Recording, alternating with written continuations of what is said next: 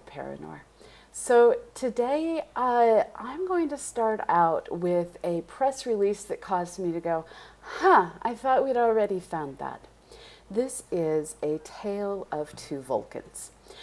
Several years ago, back in 2000, so in fact, in a discovery old enough to vote in the United States, back in the year 2000, astronomer William Cochran at the University of Texas announced that he had found a world orbiting Epsilon Eridani.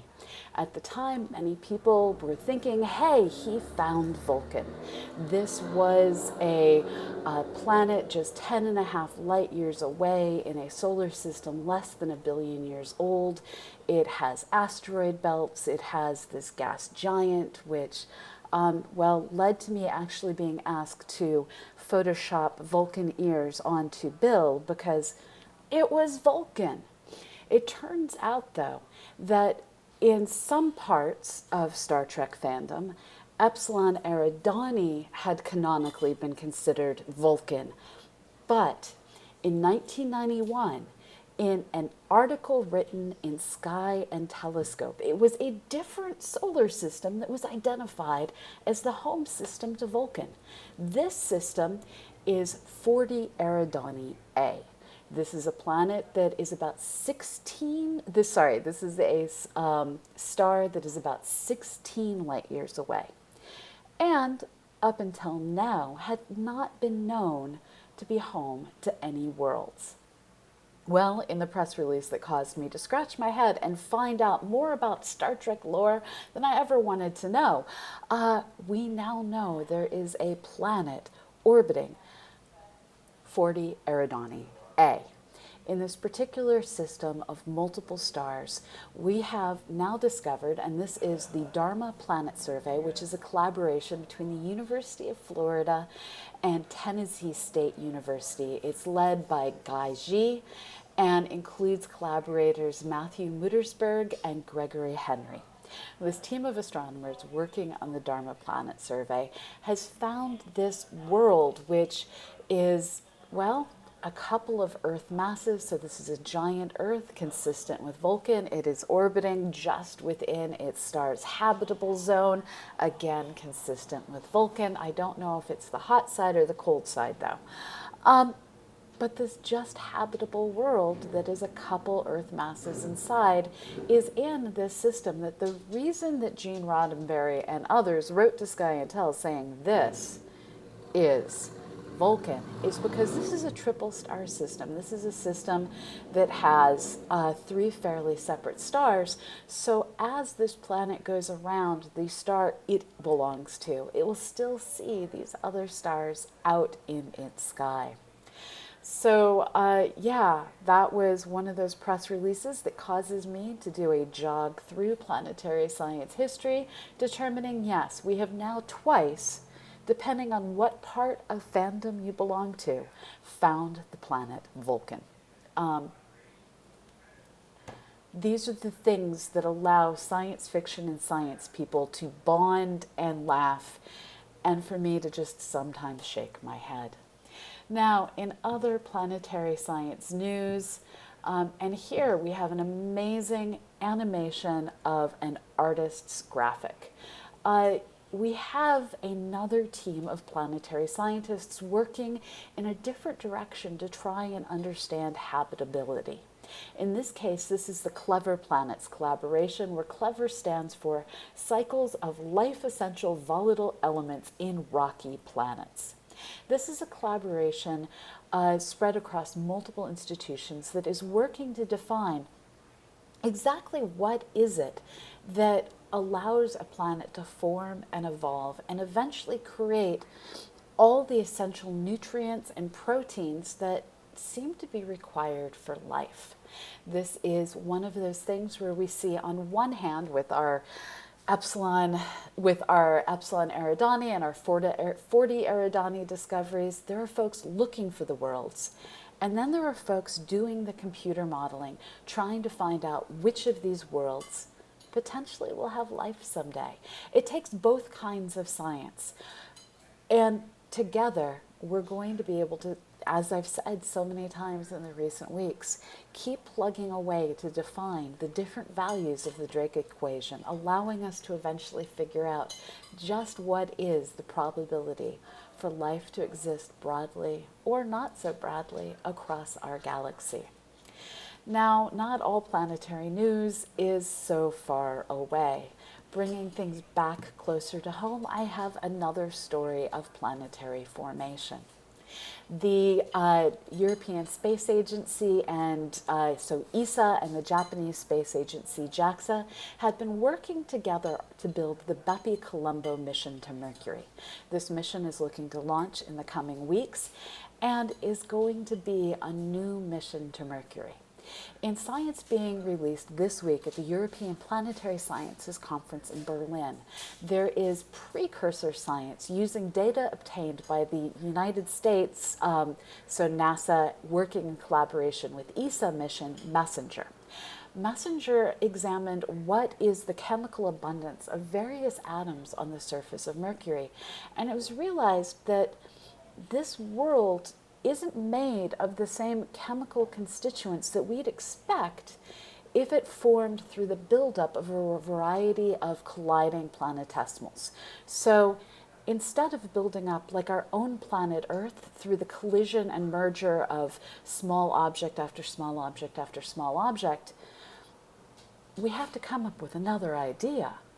And it turns out that what observationally matches what we see with Mercury is an idea of asteroids and other not planet objects coming in close to the sun, getting vaporized, and that residual material, the stuff that essentially got steamed away if you consider various sulfur ion chemicals to be a form of steam.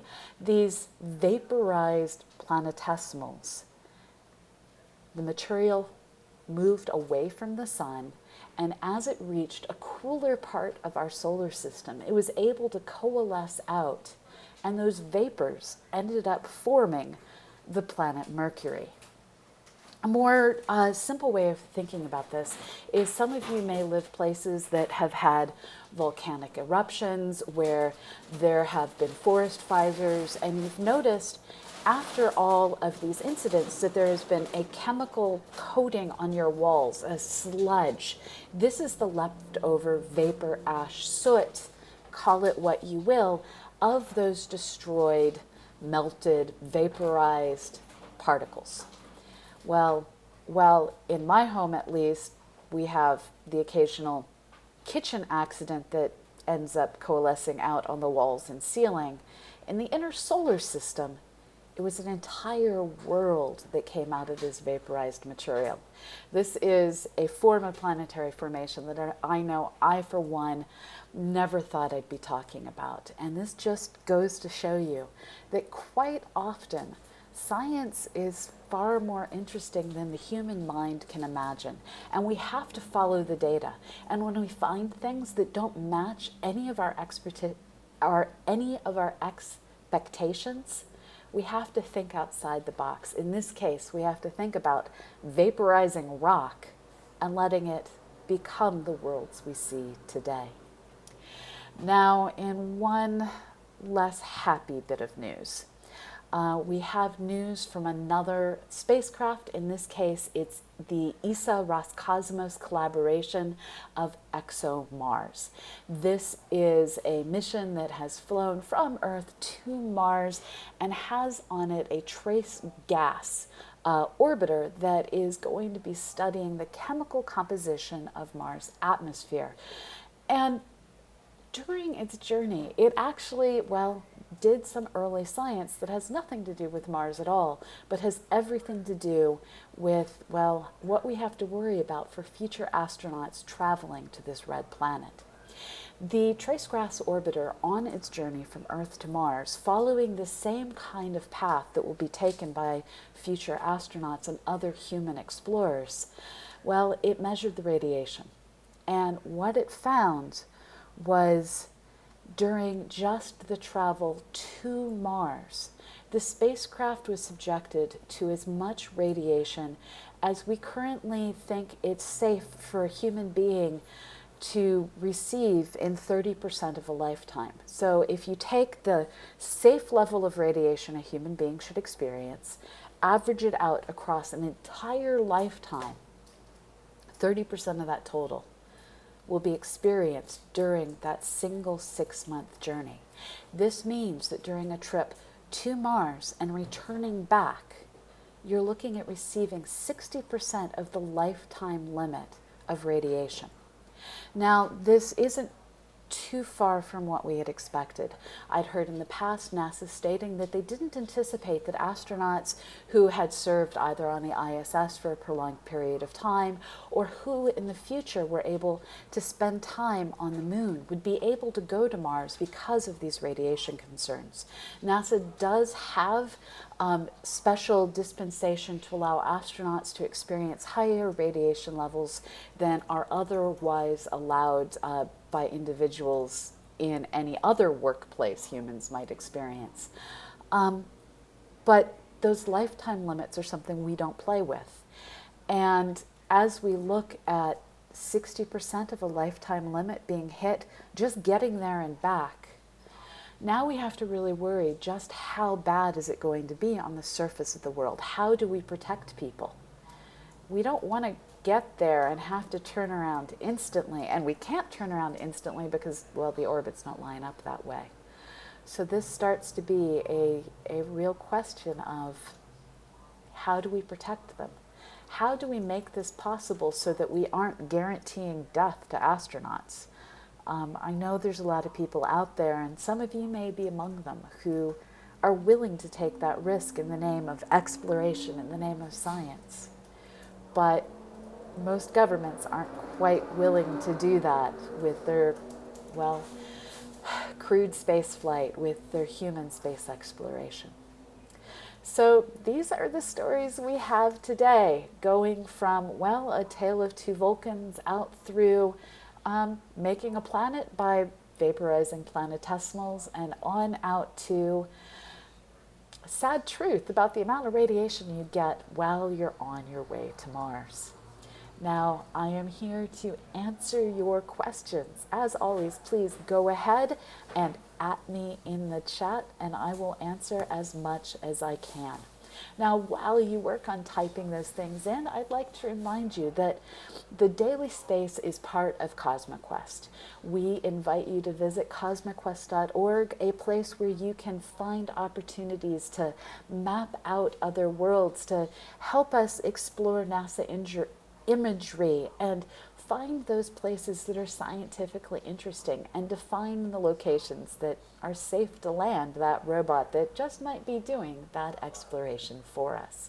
Along with having all of our science portals, we also have the 365 Days of Astronomy podcast and your opportunity to keep learning through online media. So please click on over to CosmoQuest.org and learn and do science. Everything we do is done through a multi-institutional collaboration involving people at the Astronomical Society of the Pacific, Planetary Science Institute, and Youngstown State University. Please give us a follow so you can find out all the different times we go live with all of our different content.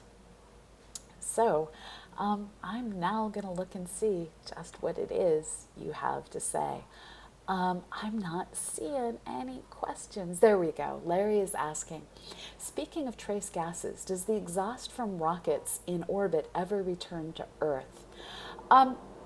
So some of the individual atoms that come out through the hydrazine firing, the rocket firing, all of those different exhaust-based propulsion systems will return to Earth. Some of them will go into orbit around the Earth, but here we're talking about individual atoms, and they're all subject to gravity, to collisions, to all the different scattering events that can cause them to collide among one another, bounce off of other things, and sometimes just fly off into outer space.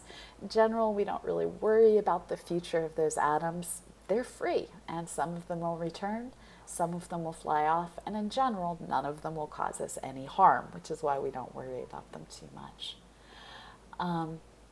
Yeah, binary ablaze. Getting riddled with cancer doesn't seem like a good way to go. This is definitely why we worry about the radiation levels that our astronauts will encounter. One thing that does seem to hold true so far is at least the Apollo and Mercury astronauts have in many cases gone on to live very long lives. But space is still something new, and we are only looking at what were the long-term effects on those first generations of astronauts. We have a long time to go before we can fully understand what were the long-term impacts on the astronauts on Skylab, on the space shuttle astronauts, and now on those that were able to live for years at a time, or at least over a year at a time, on the Mir space station and now on the International Space Station. But yes, Phoenix, it would be awesome if all that radiation did come with superpowers. I don't want to be Deadpool, though, with the cancer and the superpowers. Yes, Bad Panda Bear, I agree. You should get your robot body before you go to Mars. Going to Mars as a robot body, I could totally get behind doing that. So, Magus, you're going to need to tell me how to pronounce your name, Mag, asks, does NASA or other space agencies have any concrete ideas they're working on for how to solve the radiation problem? There are numerous teams scattered all about the world, both working through federal funding and private funding, all trying to solve this problem. They're looking in different ways, looking at different technologies, different material science, but there's no one primary path that I know of, at least, that is the primary path that has the most hope for the future. So Hanny's Vorverp is asking, is it at all feasible to have a shield following a ship to Mars that would always face the sun? I don't think that that's any more feasible than putting a shield on the spacecraft. And one thing we have to remember is, while a good old coronal mass ejection is one of our greatest fears, this moment when the sun suddenly gives off a huge pulse of plasma tangled up in a magnetic field line that is breaking, all those high energy particles heading towards the Earth, that could be bad for our planet. And if instead of heading towards us, they headed towards a spacecraft on its way to Mars, it could be deadly. That is a primary concern. But in addition to that, we also have to worry about just the day-to-day radiation, the cosmic rays that come from distant supernova, come out of the accelerated jets of various high-energy systems. There's lots of sources of radiation. The universe is, after all, trying to kill us.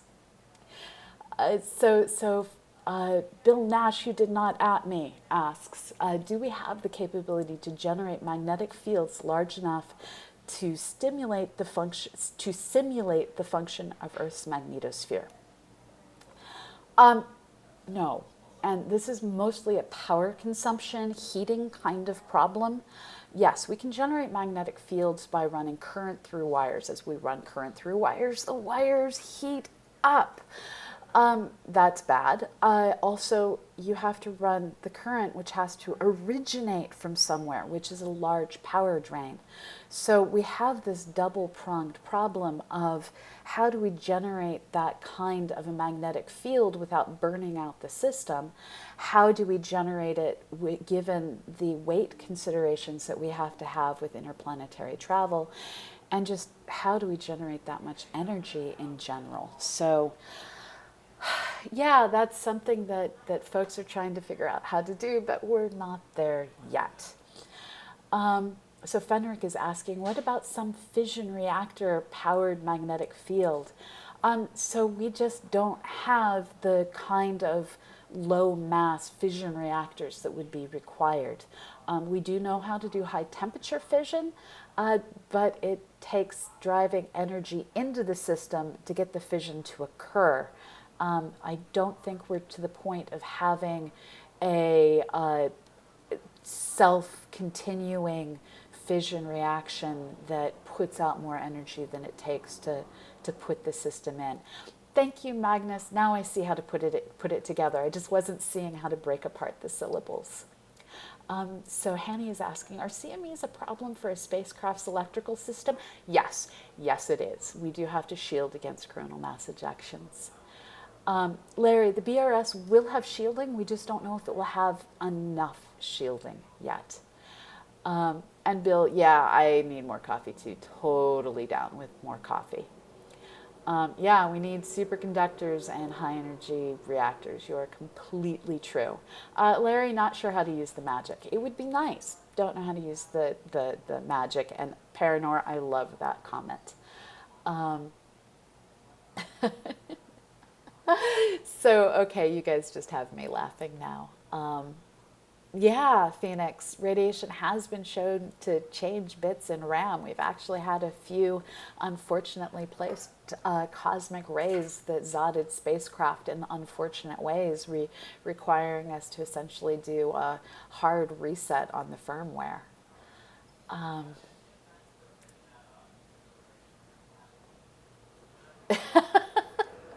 No, I like that. I like that. So do you have any other questions for me today?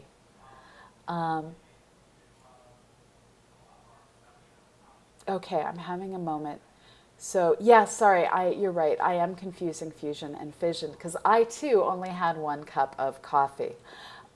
We don't know how to do like hydrogen fusion in a self-continuing way. Fission, yes, we do have an understanding on that. But again, weight issues are a thing. And thank you for the catch, everyone. I really appreciate it that I have such a smart audience out there. I like this question. Since we found at least 2 Fulcans, will we now live long and prosper? My answer to that is everyone in the United States, remember to go vote in November, and all the rest of you, look up when you vote in the future. This is how we make sure we get to at least prosper. The live long, well, make sure you get a yearly physical and eat right and exercise. I can't just discover planets and make you live long and prosper. Okay, other questions? Yeah, and don't travel to Mars. That will be part of it as well.